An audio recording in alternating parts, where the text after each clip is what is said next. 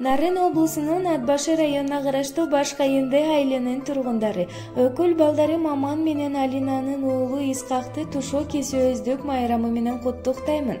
Төрөлөр менен тең болгон, пейили кенен кең болгон, чөө чүйчүгүң бал болуп, солубаган көл болуп, элиңе аскар бел болгон, кабылаң болгон, шер болгон, ата салтын уланткан Семетей Сейтек бабаңдай кызыл жалын чок болгон, сага бекем ден соолук, кең чек узун өмүр, бактылуу балалык тилеймин. Биздин бактыбызга бар болуп, ата-энеңди сыйлаган эр азамат болушуңду каалаймын деп өкүл атасы Аскат куттуктайт. Бал тилдүү балалык, кайгыны билбеген, бактыга жаралып, бакытты издеген, барына ыраазы, жаркырап нуру жүзүндө.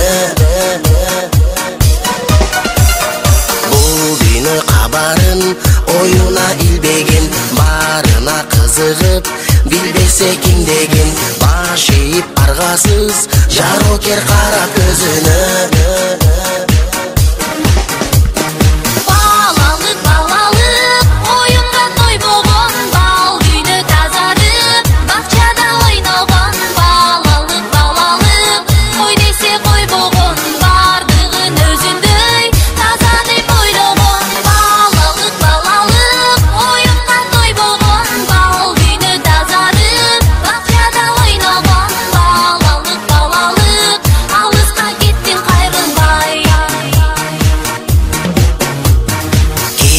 Жок ичинде алдансаң алданып, кубулса айлана, кубанып таң калып, кубаныч тартуулап, жашоонун жарык шамындай.